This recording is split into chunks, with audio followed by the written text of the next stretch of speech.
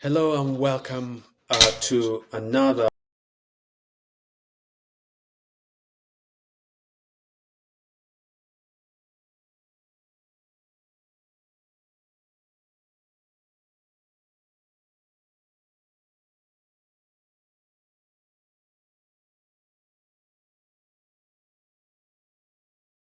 look at a number of events, and this is sort of a pre-Christmas episode for us.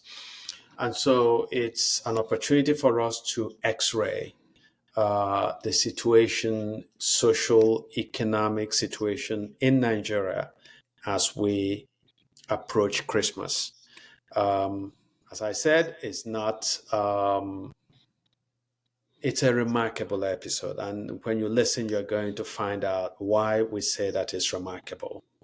That's the best that I want to the best way that I want to introduce this.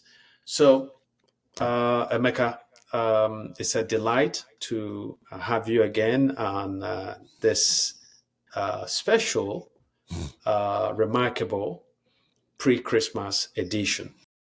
A couple days to couple weekend out to Christmas. So, Yes. I think the financial scheme generally, I think it's here in America too. Hmm. Everything is up. Same thing in Nigeria. It's just like my friend remind me. At least in America, you can find a way of. It's easier to find a way of making income, Yes. making some income, right, Hmm. than it is in Nigeria. So. Yeah. So I tell you something because you and I were talking about this episode before we got on. It's a remarkable episode because I can't say it's an exciting one. It's a somber one. That's the way to put it. It's somber because a few episodes ago we focused on the price of rice in Nigeria. The fact that when I was in Nigeria in March, the price of rice was 10,000 naira. I returned in October, and in parts of the country, the price of rice was approaching 60,000 naira. Emeka, as you suggested, there's of course such price, what Americans call inflationary trends, but usually is that Americans are paying another 10 cents more than they were used to paying 10, maybe 20 cents for a dozen eggs, see. We never quite experienced in America anything on this scale where a price jumps six times, so from 10,000 to five times or something, from 10,000 to close to 60,000. But I was just speaking with a relative yesterday, as a matter of fact, Mhm. and this relative told me that as a rule, every Christmas that he gives money to about 50 um, uh, uh,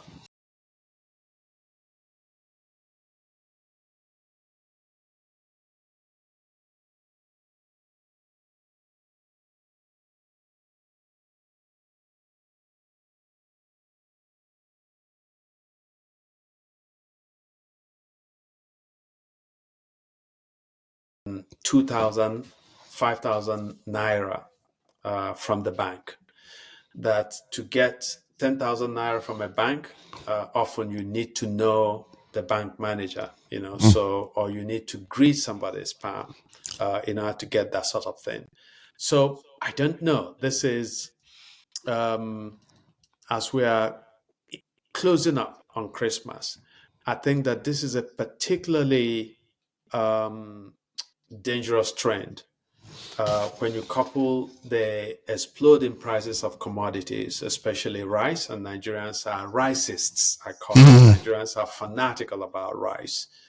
That you combine the exploding prices of rice with the fact that people can't even, the vast majority of Nigerians who don't have access to banks and therefore cannot do money transfers, are not going to be able to receive the help from the well-to-do in order to have a semblance of a festive Christmas. So I don't know how you sort of what kind of picture you are getting from your contacts in Nigeria and how you see the consequences of this situation.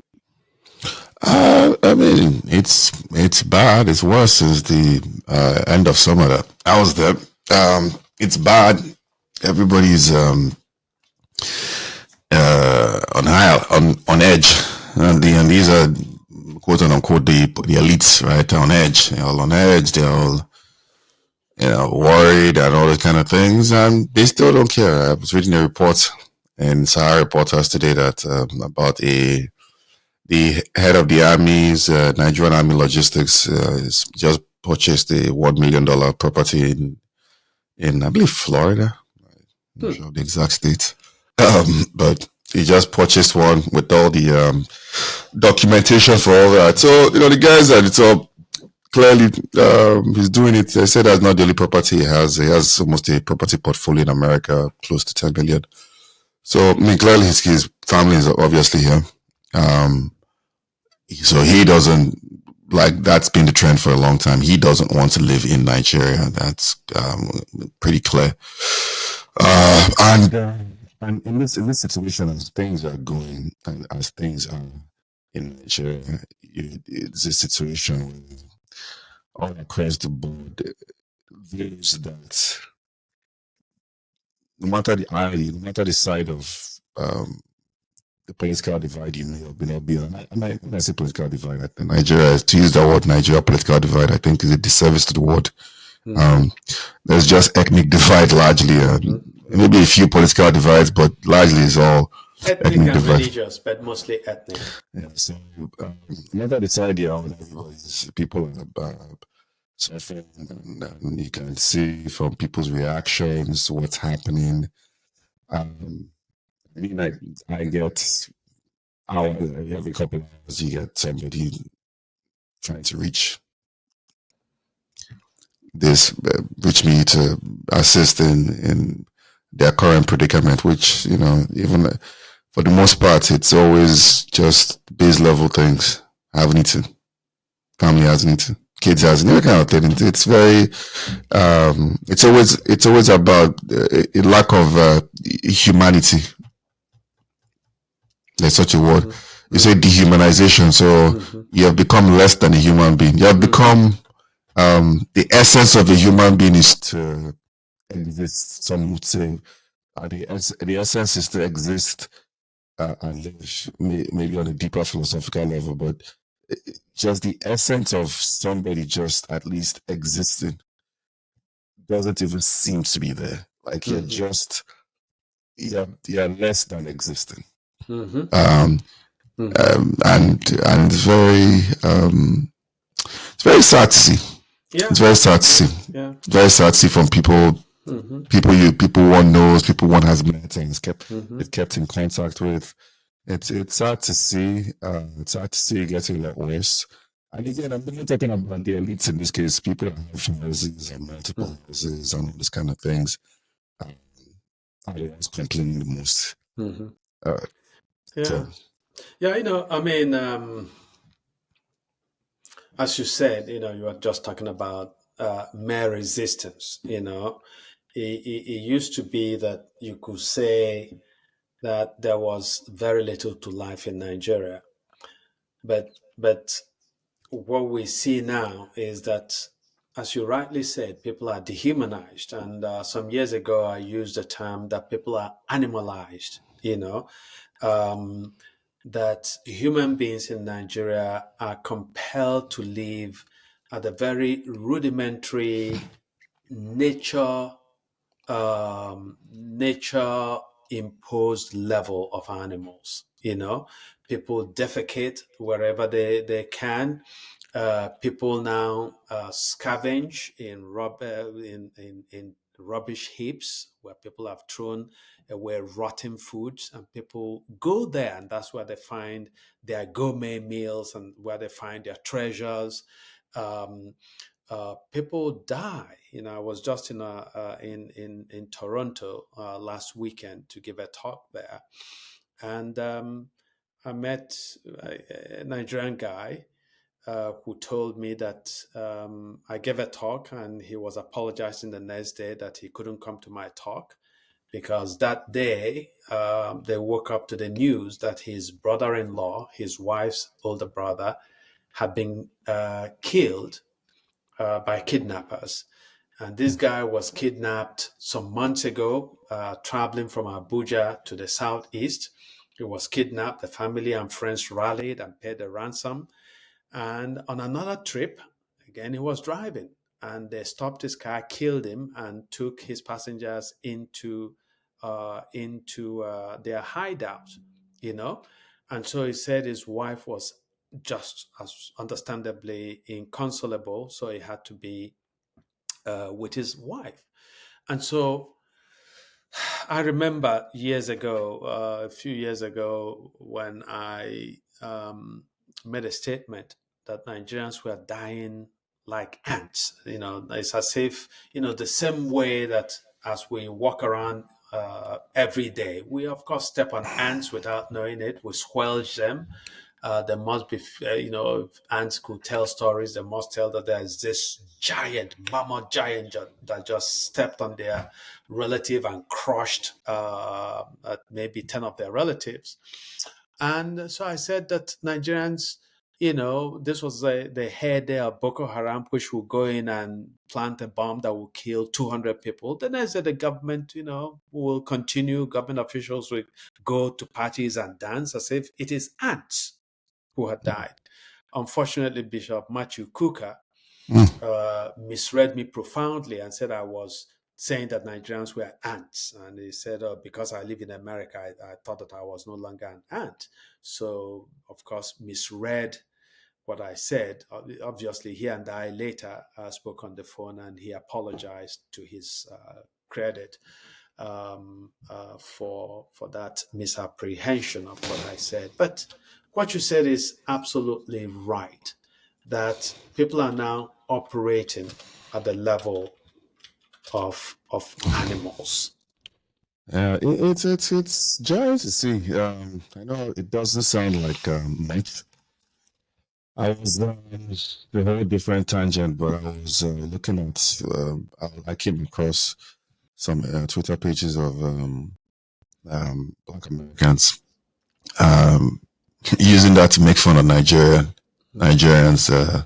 I mean, there's a whole it's a whole rabbit hole with the Black Americans, where they call themselves the Eaters or the foundational Black, whatever they call themselves, and their various leaders who are very anti-Africans, anti so many people, including Africans, so many Black people. So they use that to make fun of us, which it's very interesting. But the image that they were using was children scavenging for bananas and things in the trash and all those kind of places. So it's very it doesn't I mean, I won't deny it. I just on a day-to-day basis. I don't interact with people like that, um, so it doesn't disturb me. And even if I did, but I'm bankrupt. I mean, really well with this work when I did, it didn't disturb me either. So, but just overall, you'd see all these things are just like you're talking about ants, and people are being reduced to nothingness. Mm-hmm. Nothingness to I think to Falala's words, to the meaning of nothingness. There was such a meaning of nothingness. I think it would come close if you're arguing about um, so many things in this world. So maybe you talk about maybe the existence of God and all these kind of things. Nothing from something. But anyway, if you're talking about nothingness, nothing, just human beings existing as nothing. Yeah, it's just the vast majority of people in Nigeria. But yeah, that is, and we see the politicians doing and other people doing, and some complaining, and to just Yeah, before we get to politicians, what makes a situation particularly dire for me is the fact that for the vast majority of Nigerians, right, it is still a cash reality. These are people who deal exclusively in cash. They don't have enough resources to open bank accounts. They cannot afford the fees. A lot of them don't even have the wherewithal in terms of social skills to open bank accounts. So these are people who, in a sense, not just in a sense, who fundamentally live on the margins of society. And so for them, a big chunk of the income that they get is from relatives who are doing better than they are, right? And we know that that's in the absence of the kind of formal social security and other welfare networks that are available in the USA, in Canada, and in much of Europe, that this is really our own version, if you like, of the social network, right? The social safety mechanisms that people depend on rich relatives and so on, their fundamental needs for food, for clothing, for medicine, for school fees for their children, right? Um, and so when these people who are the source are unable to get more than 5,000 naira, and it's now difficult for people to cook, for a family of three or four to cook with 5,000 naira and feed themselves, see. So when the givers cannot, they have money in the banks, they have the full intention of helping out, but the banks simply have no money. And part of the crisis, from what I understand, is an extension of the basic criminal idiocy of the ruling class in Nigeria. As you know, the former administration president Muhammadu Buhari came up with this harebrained idea that they needed to redesign the Nigerian currency, which was not a redesign. They simply changed the color, you see. And when they were doing this, nobody could see the currency. And yet the government set an arbitrary date to end the circulation of the old currency.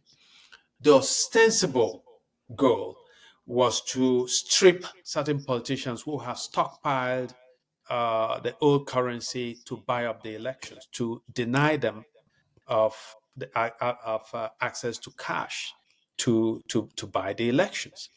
Well, what happened was that the poor people suffered. Now, ultimately, the courts decided that the two currencies, same currency, but two designs, should continue to be legal tender till the end of this year, till the end of December. But the Tinubu administration has been unable uh, to finish the transition to the new design of the currency. Meanwhile, the government has said that indefinitely for now, the two designs should continue to be legal tender, but people don't believe it. So a lot of traders, I understand, a lot of business people are hoarding the cash because they don't know if they put the money in the bank, whether they're going to lose it or whether they're going to be able to have access to it. So they are keeping their cash, and they are keeping mostly the new currency. And that has created this mess. So the inability of the government to think ahead, okay? And it just, I don't know what you think, but for me, it goes to say that the most basic things, we fail at the most basic things in Nigeria because it takes somebody to think on a daily basis to say what is going to come up in 100 days, what is going to come up in 30 days, what is going to come up in a week. The Nigerian leaders just wake up only when the crisis is already there, it's arrived. Nobody has thought through to avert a crisis that is oncoming.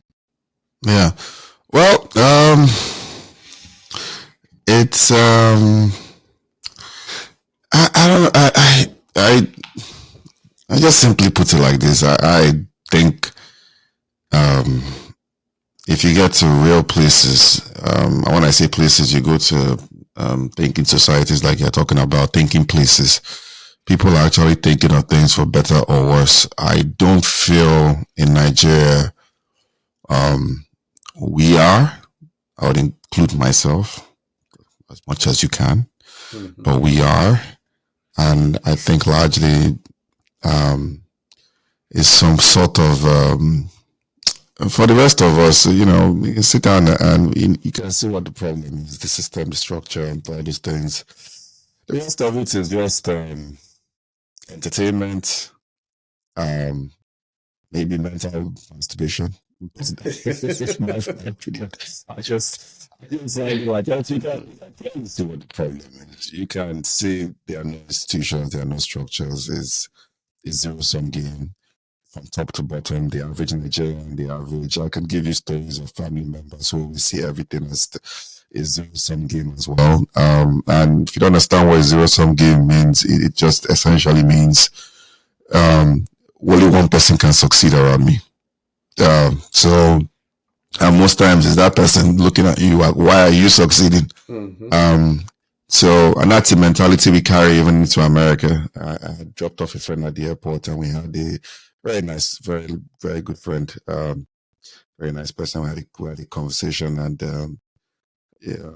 she's the one thing she holds dear is typically pro-life in terms of this thing, but the economic policies and the social structures that we think of in like a lot of Nigerians are probably more on the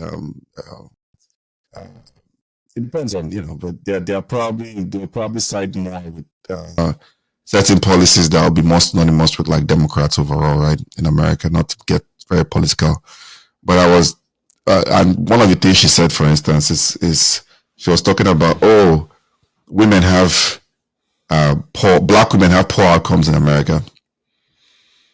And I said, the problem we have in Nigeria is that we come here, we're never trained to think of facts. I don't use the term think for ourselves. I want to get very loaded and very weird. I know what that means. You think for yourself, whatever. But to go through the facts, and I said, here's why I'm saying this to you. We in Nigeria, and we have this states where we're going to sit down just like we're sitting up and beer parlors complaining. This time, a lot of these people, this is why I wish at it. A lot of these people are complaining if you had an opportunity to change things tomorrow, they would still want to go down the same way that they're going down right now. Any opportunity, whether you say you want to keep the system and you want to have elections, whether you say you want to, a lot of these guys want to go down. And I said, look, somebody's parodying this thing and telling you that black women have poor outcomes. And they are parodying it to you, telling you that it's because you have fewer black professionals statistically in this thing. I said, look, in every society, every ethnic group, every society, some people will be good at certain things and others will,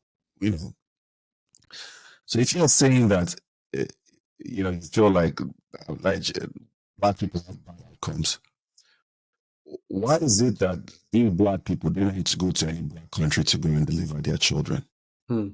Why is it that if you go to a country like Nigeria, 99.9% of the pregnant women given the opportunity will not think twice and will come and deliver in America? How logically can you reconcile those two facts with what you're saying and what you... And she was dumbfounded. Like, whoa. Like, and I say this not to say I'm taking out a friend, dropping on the way to this guy. Say, you're going to Canada now to go hang out with your family, but you wouldn't go to Nigeria. It's the same way we all sit down, we see the way things are. You have people and day to day, your friends, your colleagues, your relatives, people in the village, people in this thing, left, right, and center, will be the same people that will fight to entrench the system that is going to impoverish them. And maybe some of them feel like, if they get proximity to power, it'll be fine. And for some, it will be. But statistically, the amount of people that will have proximity to power that will be able to be wealthy is the pure definition of a zero-sum game. Because we do not create economic activity in Nigeria largely. To the extent that we do, it's beer parlors and hotels. Somebody, like I said, I'm telling you that outside of transportation. that's it, because you have to go to the beer parlor and go back somewhere, right? It's people say, I said, look, go take a look at the economic activities in maybe two big places, Lagos and Abuja. And then you go to other states, it's essentially that, and you say, okay, the ones that don't drink beer and other places that don't drink beer, yeah, they still go outside to sit down and hang out in similar like circumstances. We are not we're not in the business of trying to even say we want to emulate tourist destinations, like for instance, in Dubai, in Miami, in Singapore, in Thailand. We're not trying to do that. Not trying to create a game. We're trying to create a zero-sum game, and that's what. And then we all sit down and look at what we don't want. And this is the whole title to what we are seeing exactly where we are headed, and we are seeing the biggest problem to why it's that way. But we refuse to reconcile that, and we just sit down and expect. Again, in a zero-sum game, maybe I live in Nigeria, I have almost everybody will tell me, they do this, they do that, they do this. You're not tied to the government in one way, shape, or form. So if you're tied to the government, if you have this firm that's an architectural firm, you're making money, services, and you're deep into politics, you've kind of your own part of the cake. It's a statistical cake, right? It's a finite cake, and it's very small. So you grab your own part for yourself. Yeah. And you look like you're fine, but you're not creating wealth. Nigerians don't understand the concept that wealth and prosperity, especially if you believe in the tenets of capitalism, which even communist countries have as well. That are created. It's created. Yeah. It's like something that a friend said to me a long time ago. He said, if you take, Nigerians have this way, if somebody becomes a government official and steals, embezzles public resources, people start saying, oh, this man has made money. You see, this man has made money. But they don't know that the man has not made money. The man is making stealing, is what you are doing, right? Because to make money, you almost literally make money, you produce it, right? So you take some amount of money, you invest it in something productive, either a good or service, an idea. Like Zuckerberg took an idea, Facebook, as a way that people can interact, and it became a billionaire. Okay. Some other people become billionaires by creating products. But Nigerians become millionaires and billionaires by just taking money that's produced by the state, generated by the state through oil revenue. They just get a portion of it. They sit on it. And what we are good at, what we're agile at, is the art of conspicuous consumption. And so we mistake somebody buying 20 cars that he or she doesn't need, somebody building a mansion of 30 rooms when he has a family of four, and it's not like he's generous and he's going to invite his friends to come and always stay in the rooms. No, it's just conspicuous consumption to create a spectacle of wealth, which becomes a way of creating the illusion of wealth, because you don't have wealth, right? A lot of them still today, they set up a 30-room mansion, and then they put in state-of-the-art furniture in them. And when the furniture, goes into disrepair, by then, maybe 10 years down the line, they don't have the resources to replace it. So they don't have money, really. And so the example that this person gave is that if you take the typical Nigerian politician and you give the politician $200 million. And you say to the politician, okay, you're not to steal any money. We're going to give you 5 years. In 5 years, we want you to make this $200 million that you have generate $10,000. You can't do it by just putting it in the bank and earning interest. You have to put it into some economic activity. They have no idea how to do it. If you say to them, here's $200 million, spend it. Oh, they could spend it in an hour or less. They could buy private jets, buy cars that they don't need, buy a yacht, and so on and so forth. But to produce, let me put this money to work, other than through depositing the money in a bank and earning an interest, but let me put it to some economic activity that will generate $10,000 in 5 years. They wouldn't know how to do it. Okay, unless somebody would just take it take some of it as a loan and then pay them 10,000 naira dollars in interest. So what you have is a group that is not productive, running a nation, stealing the resources of the nation. And when they steal the resources, it's wasted because their mindset is outside oriented. So they go to South Africa, they come to America, they go to Canada, they go to France, Germany, and they buy property where they spend at best a few weeks in the year, they and their families, right? So they've bought property that is not useful to them, and yet they're paying property tax to the governments where they purchase this real estate and so on. And so we have the country that we have, which year after year after year, when you ask governors or presidents about their achievement, in Nigeria, people are still talking about, I built roads, Mm-hmm. without understanding the shame that brings to us as a people. That there is no place where a serious leader says, my achievement is to build roads. You and I know that in a place like America, every year roads are resurfaced, every year, because once you pass the rainfall season, the snow season, the roads are scraped, there are little potholes, they resurface the roads, and it creates jobs, it keeps your cars running, and so on. But to return to sort of this grim situation that we have where there is very little money in circulation in the country. Mm. I was just thinking of it in terms of the absolute idiocy that is also playing out.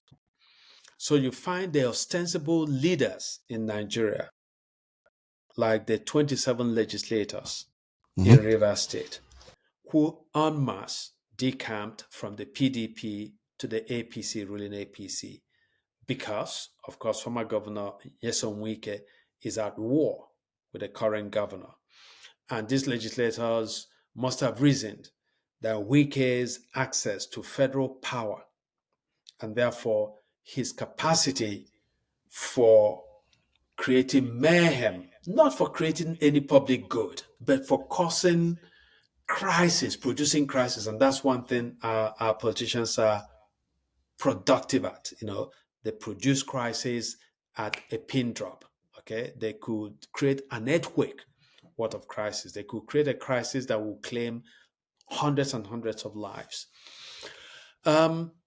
So you would think ordinarily that in a country like Nigeria, with the myriad of problems that we have, that our legislators, our politicians, our political leaders will spend their time, right, thinking about the existential crisis in which their fellow citizens are entrapped, looking for solutions, instead of which they are always singularly obsessed with their self interest.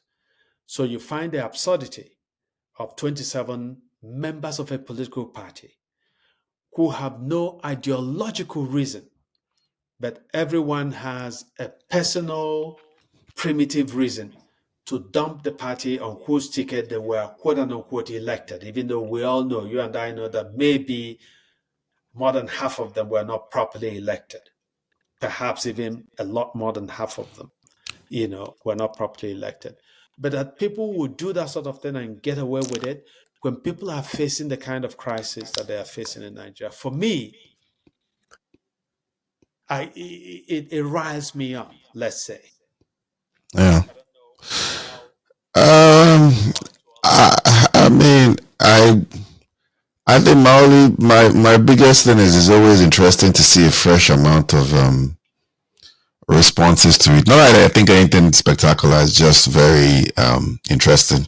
I haven't taken a look at people's responses that I typically would at the end of the semester, so I'm busy. Mm-hmm. Typically cracks me up. Mm-hmm.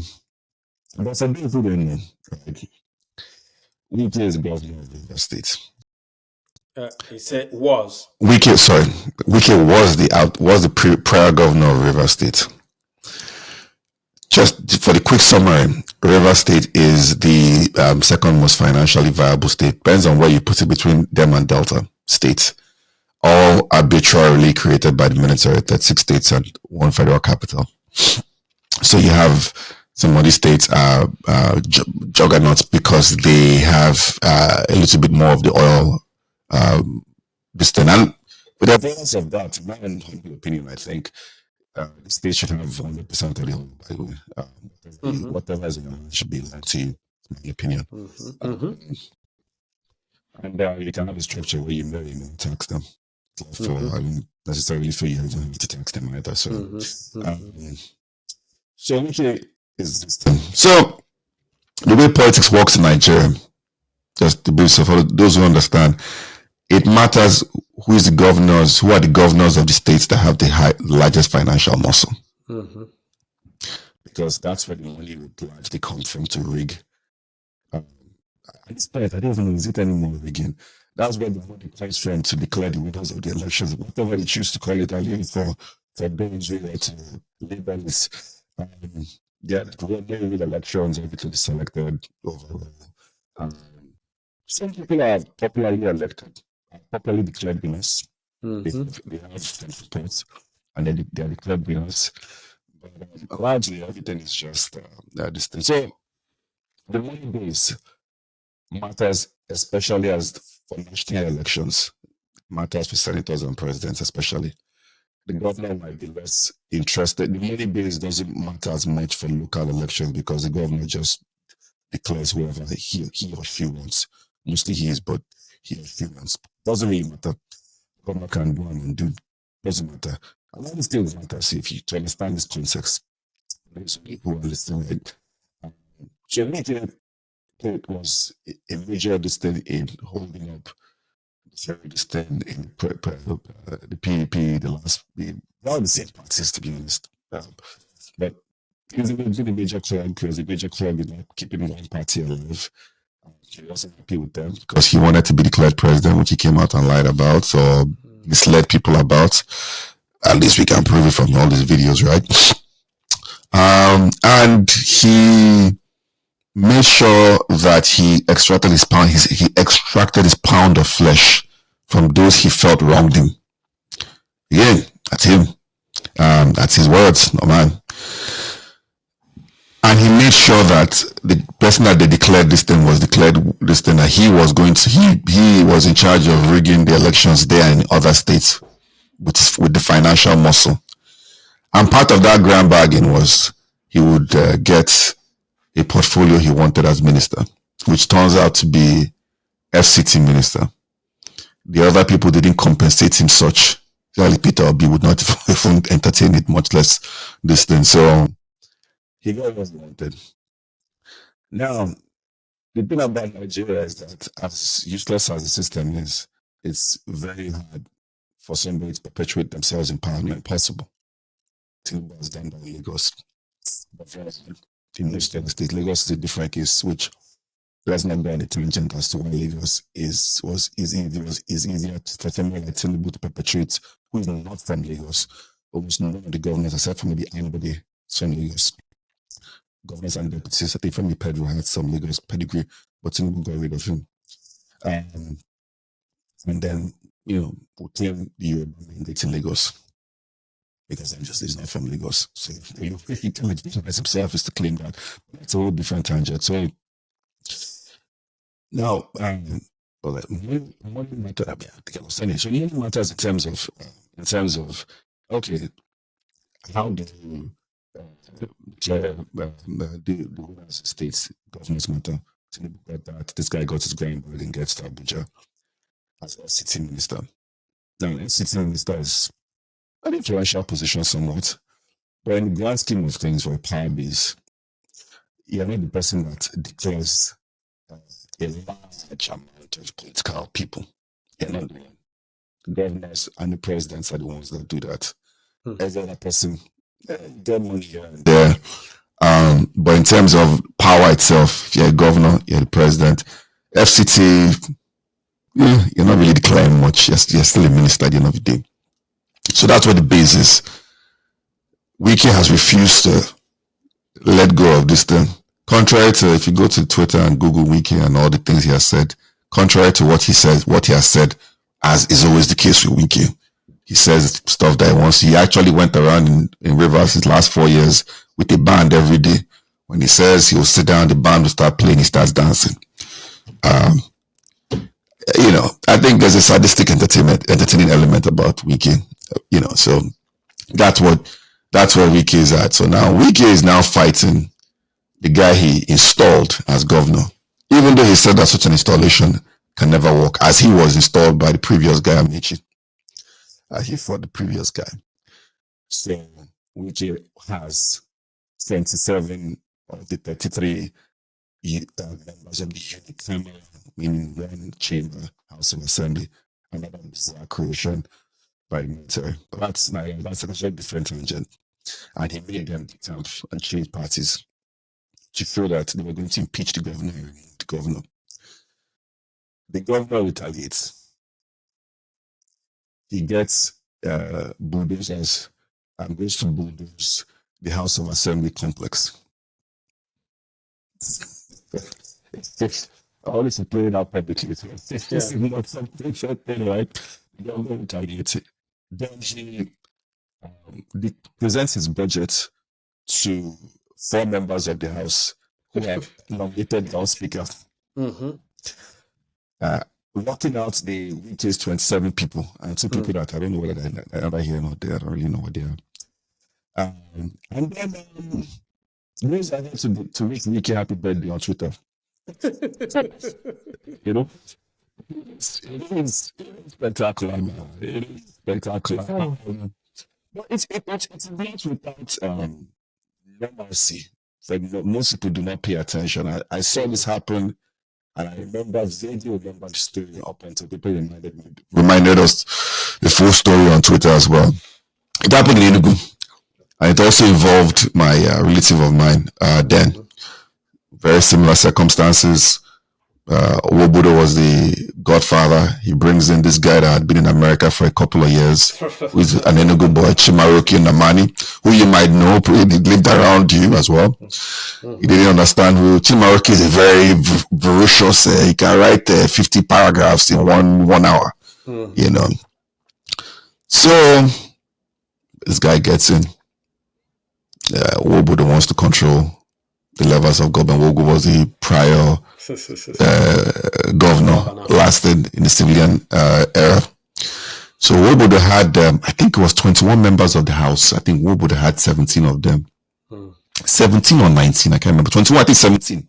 He had 17. Wiki is only 6 people on Fugaru's side. There's also the ethnic components to the Wiki thing, but I don't even want to be in there because at least thankfully, even though Wiki is ethnically evil, I think your ethnic group is objective, not subjective. Wiki has denied that. So, let him and his states figure themselves out. Let them believe it was happening. And I'm sure say the people be dragging the Igbos there, some of the clans there. But anyway, comes in and immediately says it's creating his Abraham family and pursues Wobudo Woodrow starts flying his nice 17 slitters in a private jet with police from Abuja to go and impeach Impeach. Chimaroke. Chimaroke's people like the house, like the place, and elect their own speaker. Mm. And then declared all those seats vacant. Same thing for Barrow. They declared all those seats vacant. And there's now going to be elections. That those seats are vacant for whatever reason they've made up. And then the 17 filed a petition to the chief judge, which the state constitution states that once you file a petition, it goes to the chief judge.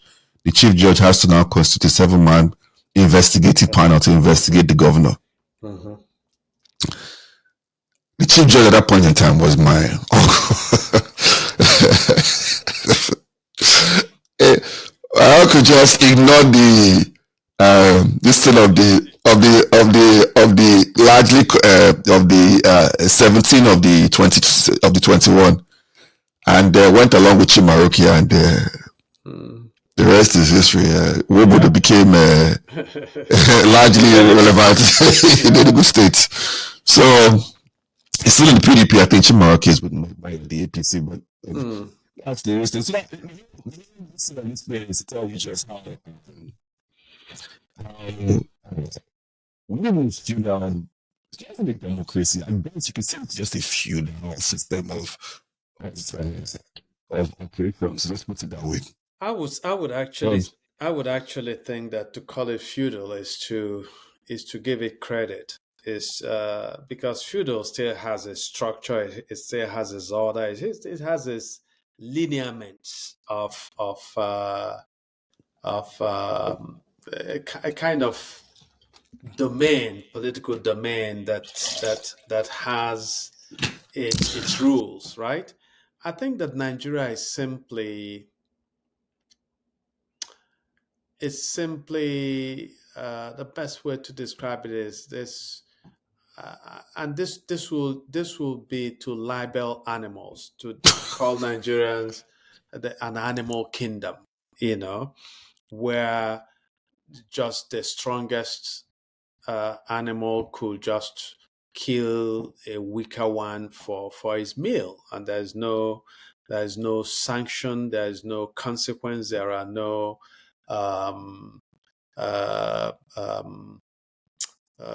repercussions. The fact that, for example, if you look at Anambra State, which used to be the laboratory for every kind of absurdity in Nigeria, that an ordinary man who had connections to the presidency, specifically the Obasanjo presidency, went and marshaled the police from the Southeastern Command in Umuahia, and went and abducted a governor at the time, a governor that the PDP, the ruling party, had imposed on Anambra State at the time, and forced him at gunpoint to issue his letter of resignation. And they went and compelled the legislature to accept that letter, that fraudulent letter of resignation, and to then swear in the deputy governor. And that he took the vice president, who was reached by the beleaguered governor, to reverse all of this and to order the assistant Inspector General of Police, Rafige was his name, who had led this operation from Umuahia, to go and retrieve the letter of resignation that the governor had been forced to issue, and to return the governor to his office. And then, as if this wasn't absurd enough, egregious enough, thugs who were in 50-something trucks swept through Anambra State over a 3-day period, escorted by the police, as they set fire to government establishments, government vehicles, any government property they chanced upon. Okay, in the flue glare full glare of the public, captured on television, the police leading arsonists on a spree of destruction, you know, uh, and the country has got worse. We haven't talked about it in a sense because it's unspeakable. What happened in the Imo State governorship election? Okay, where Hope Uzodinma, invoking what he said was lessons from Tinubu, basically nullified elections in his state. Okay, and you found the absurdity that there were polling units where one person was accredited, but Hope Uzodinma got hundreds of votes. So we have actually regressed so profoundly that people have become so cynical. I'm sure you've been following what happened in Kano State, right? Where a court of appeal had removed a governor, and then they were asked to uh, offer the signed copy of their judgment, and the signed copy of the judgment they gave turned out that they ruled for the same governor that they had removed. And when that absurdity was pointed out, they said, "Oh, it's a typographical error." So obviously, they wrote one judgment. Somebody went to them with money.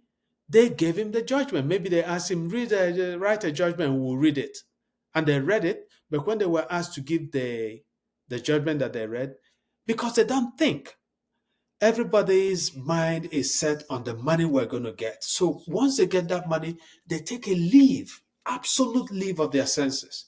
So he said to them, "Give us your judgment." They actually gave the right judgment.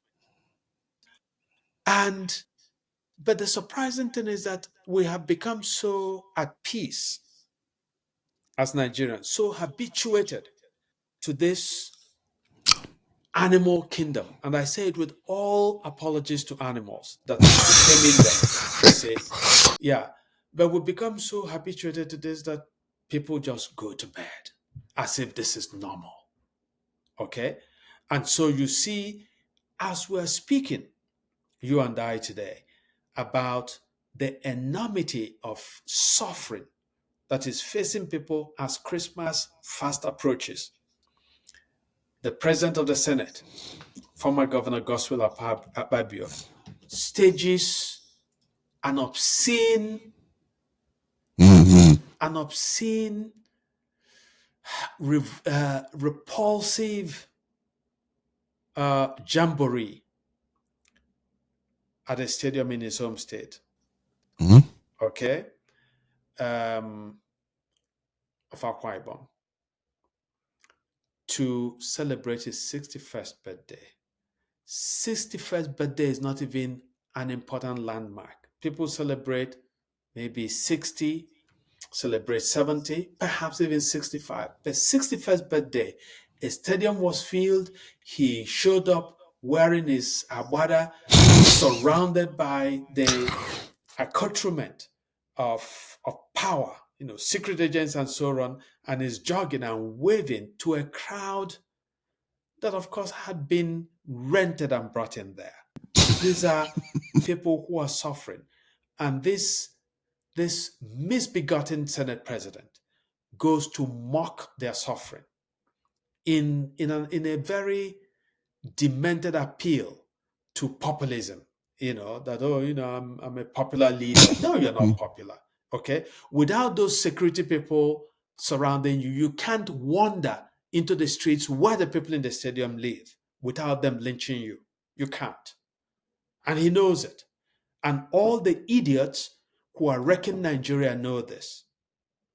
And all the idiots, and then you look at Asari Dokubo, who just months ago was making, again, a particular theater of himself, mocking people, saying that whether we like it or not, Tinubu is here as a president, Jagaban, Jagaban. Now he's all complaining. Obviously, complaining because he'd not got what he expected that he was going to get from the dispensation. And so, unfortunately, even though he's speaking in the name of this is the worst government for the job people, no, it's the worst government for you. Okay. Of course, Tinubu is a terrible, terrible president for everybody, including Yoruba people. And that should be underscored. You know, when you have a disastrous leader, he's a disaster for everybody. So he's not a disaster for Ijaw people. He's not a disaster for Igbo people. He's not a disaster for Hausa, Fulani, or Efik, or Fufude, or whatever. He's a disaster for every Nigerian. And this man, Asari Dokubo, who lent his capacity for violence to Tinubu in order to rig the elections, should please not insult Nigerians by coming out to crow his misery. Yeah, they were all expecting their payouts, but if you understand where economics work, you're not like it's not a good way to get paid. I mean, some people will get paid that way, don't get me wrong. But it's just too much stress to get paid how much. To get paid, it's too much. I mean, yeah, maybe some people make millions from it. They all thought they'll get paid. They came out, scapegoated people, talked all this stuff. And are doing what they, I mean, I don't even know with Akbabi, all these guys. Akbabi has a whole story on his own. It's just even, oh God, a guy should be in prison, even by Nigerian standards. He stole all the money from NDDC, did the same as governor, did a few things here and there, but largely it was just literally signing checks to himself. And then just like Tinubu, they were all on the same EFCC thing in terms of governors that needed to be in prison. And so many things happened. Nuhu Ribadu was... I don't know. I don't with Nuhu Ribadu. I always refrain from... I find it amazing. I just don't know. I don't know how to just define like Nuhu Ribadu. You know, Nuhu Ribadu used to be the Super Cup, the real Super Cup, not Abakari. Speaking of which, Abakari probably is going to probably like in Dubai somewhere. Who knows? I mean, my God, at this point in time, I don't feel any criminal should be in Nigerian prisons. I really feel strongly against it. I feel anybody who has broken the law doesn't deserve to be in prison in Nigeria. I really, I mean it as a joke, but I also mean it as a very serious thing. Like we have no right to put people that have broken the law in prison. We just don't. It's just it doesn't make any sense. We just can't. The only people that you should keep in prison in Nigeria are people that are an imminent, continuous harm to other people in society. Meaning they are likely to kill people once they get out. Outside of that, no. If you kill one person and you want, just let them go. It's a waste of time. Nigeria should not have a prison system. Yeah. Because you have a case where the judges who are sending people to jail are worse criminals than the people they are jailing. The prosecutors, the police. I don't know if you read the story Moyo Okediji, who is a professor of art, one of our finest art historians and artists at the University of Texas, Austin. I actually shared this story on Facebook today. I'll check it out. Let me quickly read to you part of that story because it's a very really moving story. Let me see if I can pick it up. Basically he went to Nigeria, but he decided to go through the border, and the police. So this is a story of how he was robbed of 500. So I'll read a little bit of it. Right? He says he titled this Igbo Kwenu. He says, without the intervention of a crowd of young Igbo men who saved me from the claws of the Nigeria police attached to the Festac Mile 2 station, I would be a dead man today. I arrived Lagos today, he wrote.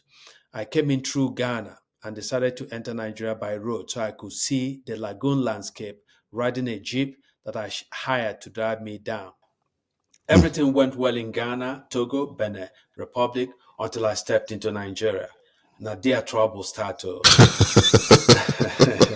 The first immigration checkpoint that we encountered was at the Seme border on the Nigeria side.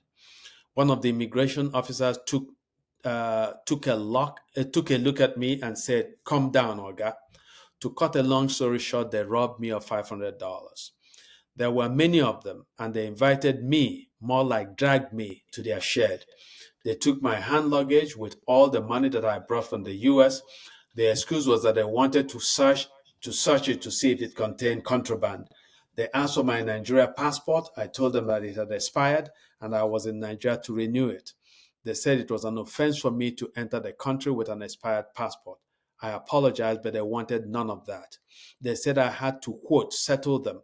They had my wallet containing the money I brought to spend in Nigeria. They saw $200 notes and said I needed to give them these notes. Otherwise, they would seize all the money in the wallet and take me to their office to make a statement. I had heard stories of visitors to the country ending up dead when the police invited them to their offices to clear some issues. So I eagerly gave them the $40. They gave me back my things. But when I counted my money later, $500 was missing. Then the Jeep driver drove me to the Festac Mile 2 motor park, where another driver I hired to take me to Ile-Ife was waiting. My two suitcases were on the floor at the Mile 2 Festac car park in public, right under the large gate to Festac. I was narrating my ordeal in the hands of the immigration to my driver when three gun-toting police officers arrived. They carried some deadly-looking AK-47. They wanted to see the content of my bags. As they searched the bags, they came upon the money I brought from the US. I introduced myself to them as a professor at the University of Texas, Austin. They asked for identifications. I gave them my driving license, the university issued ID card, my US passport, and my Nigeria passport. They took them from me. By that time, about 10 police officers had descended upon me. Also listening were some Igbo boys, Igbo guys hanging out at the motor park. Before you could say, the police officers searched me thoroughly. Then they started searching my bag. They found that my suitcase contained my personal effects. They were interested in a pair of shorts, which they said looked like camouflage shorts. They pulled out the shorts. Then there was a sculpture that I made, which they said was juju. They decided to seize my suitcases, hand luggage, ID card, and all of my money. They said I had to follow them to the police station. At this point, a sizable crowd of some 50 people had gathered. One of them, with an obvious Igbo accent, said, "You can see he's a professor from abroad. He has given you several ID cards, including his passport, which you will find again." It was like a signal to the others, who began shouting, "You won't kill him? You people are thieves, so highway robbers. It can never happen. Una don't see money, una eyes don't open. Before you can take him, just kill all of us." They formed a tight buffer zone between the police officers and me. Two of them jumped into the police vehicle and dragged out my bags from the vehicle. They accosted the one who held the wallet containing my ID card and my money, shouting, "You better give him back his wallet and money now, otherwise Wahala will bust." Another said, "We will not let you take him to the police station to kill him like you always kill international visitors." In a matter of moments, about 100 Igbo boys emerged from thin air and surrounded us. The police officers saw they were clearly outnumbered by these Igbo motorpark boys. They threatened to shoot. These Igbo boys stood their ground, daring the police officers to kill them. "Oh yeah, now," they said, "Shebi, you get AK-47. Kill us now, and then you can take him. But you are not going to take him if we are still alive." Though some of the police officers appeared to cock their rifles, the Igbo guys only squeezed tighter around me. The police officers slapped some of the Igbo boys near them, but their ring of protection around me did not break. It only got tighter as the guys were yelling and daring the officers to kill them. I was scared. The police officers realized that the situation was clearly beyond what they envisaged. They had imagined I was alone and nobody would rise to my defense. The police officer who held my wallet, passports, and ID cards quickly handed them back to me looking nervous. The Igbo boys chanting carried my suitcases on their heads, sometimes lifting the boxes up above their heads like heavily coveted trophies. The boys seemingly closed in on the police officers, ready to attack them for my protection. The police officers jumped inside their vehicles and drove off to save face, their tails curled behind their brochures. I recall the traumatic moment I left the country in 1992 and swore, if you see me in this godforsaken country again, cut off my neck. Obviously, the country has fallen much lower since then and is now a danger zone in which men in uniforms of all descriptions, immigration, customs, police vehicle inspection officers, and others wearing uniforms difficult to identify or define. They have all taken over the country and made it difficult for citizens to enjoy or even just subsist in their own country. Which kind nsogbu be they so? It is a geographical zone best avoided if you can. But for the intervention of these Igbo boys, I could be locked up in a cell at the Mile 2 Festa police station office now, or dead and my body disposed of. Someone needs to do something, somehow, if they want to save the citizens of Nigeria from law enforcement officers paid to protect their lives, the lives of the people, but jeopardizing the very existence of the citizens they took on oath to assist. God bless these Igbo boys who rescued me from the hands of the obnoxious police officers at the Mile 2 Festac today. I'm sure not all police officers are bad, but those police officers at the Mile 2 Festac station who attacked me for daring to return to Nigeria on a visit were evil and worse than maggots. Me, I will pack my stuff and flee to Ghana tomorrow. Okay? So this is what I wrote in sharing the story. I said, please find time to read the post below by Moyo Kediji, an amazingly talented artist and an art historian.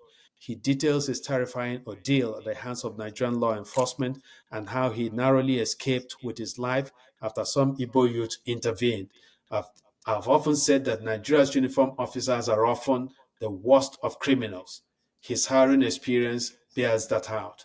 Read and share. So when he comes back, we'll interview him. In fact, when I went to Austin, Texas, about in 2016, to participate in the Texas Book Festival, he was the one who moderated my conversation, and he's a fine fellow. So it was frightening to see him go through this kind of experience, but it's an all too common story. So he survived. And stories like this, Emeka, really give me hope. Okay? Because the Igbo guys who saved his life could have said, okay, he's Yoruba, let them kill him, right? But the Nigerians like this believe in the country. They want a better country. They want a police force that is not as corrupt and as venal as what we have. And so they rallied around a man they didn't know, a man who happens to be Yoruba, to save his life. And to his credit, he underscored it, he underlined it, and he gave them tribute. That's a beautiful, on a day like this, when we were discussing a particularly dismal situation in our country, this kind of story both frightens but also gives me hope. So I don't know. I think you should have the last word on this subject. I mean, at the very least, they believe in humanity, right? They don't believe in as most normal regular people should, but Nigeria is a very interesting place. It's not something you'll always find. So they believe in humanity. They believe in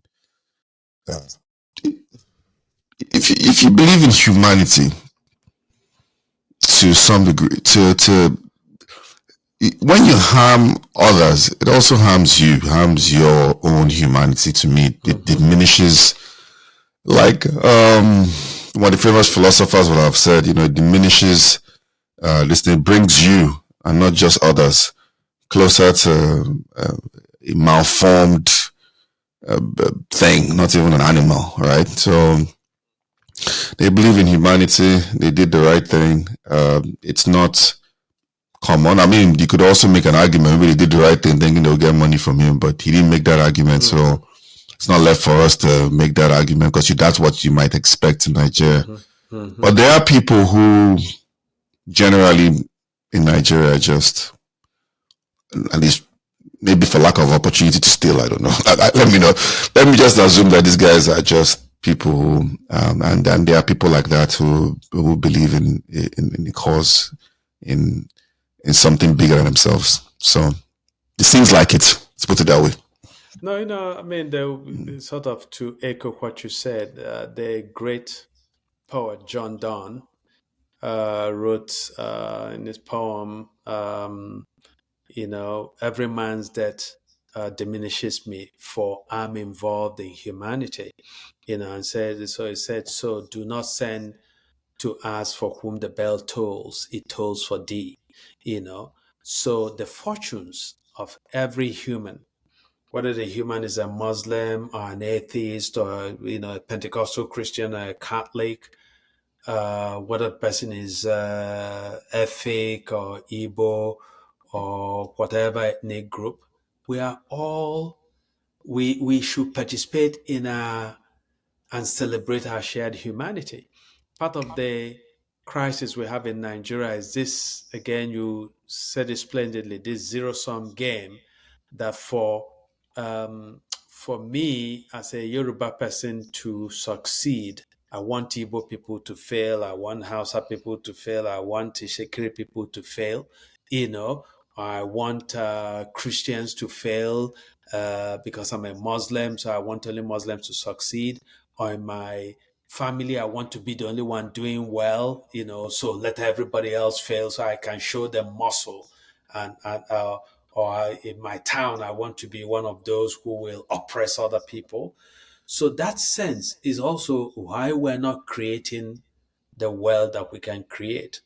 Because the idiots running Nigeria, from the president down, okay, what they fail to know is that when you create wealth and you lift up more people out of poverty, that's the greatest security you have. Then we wouldn't have to live in prisons, because you find Nigerians, they build mansions, right? But then they build prison walls around their mansions, right? And they buy bulletproof cars and they put security on their gates and so on. They are scared of their own shadows. But in a country where people are doing well, where a graduate has a job that can pay his basic bill, very few people are going to have the incentive to go and carry a gun and start looking for you, right? I mean, in America, you and I can get in a car at midnight and drive to Washington, D.C., which I do whenever I go to Washington, D.C. I like to leave like at midnight or 1 a.m. So I'll be arriving in the morning. And there's absolutely no fear. If I'm hungry, I stop at a at a rest place, and you have food, you eat food, you gas up your car, and you Yeah. go, because it's a different system. People don't have the incentive. People are not desperate, Yeah. to commit crimes in order to live. Anyway, Yeah. so I don't Yeah. know. Okay. Like That's last time I that. went to DC, I was a month ago. I went for a wedding. Mm-hmm, It's not mm-hmm, November, but this is, yeah, about a month ago. I went for a wedding, and at the wedding I was going chill, I guess. I ended up waking up at left at yeah, but even a station in DC was the same thing. mm-hmm, At mm-hmm. one time I was 7 in DC and Yeah. Fort Meade. But I woke up. I left at about 2 a.m. It was on the day of time change. I left at 2 a.m. No, I left at 3 a.m. So after the time change, and then I was back here before 7. It was a quick. Well, the road was free. It was like a quick distance. I was back here and I enjoyed my trip that way. I just, but that's not something you would even contemplate in Nigeria. If if you try that, especially with a private car again. Oof, no. Well, I remember back even 20 years ago, all the buses used to carry police escorts. yeah, in I remember Nigeria, right? 20 Oh years yeah, yeah, ago. yeah, absolutely. I can't imagine now. I used to take night buses in Nigeria Oh, also, but I can't imagine now. yeah, I don't even think it happens no, now. no, I don't think it happens now. All right, my friend, all right. take us home from this. All right. So it's been a great episode. I guess we're a little bit from one thing to the next, but generally in terms of what has been happening as Christmas approaches and how people are faring and how things have been happening. And we appreciate everybody that listens, everybody that gives feedback, messages, emails. Some people write actual like multi-paragraph responses sometimes. So I appreciate all that. And we look forward to the next episode. Thank you. All right.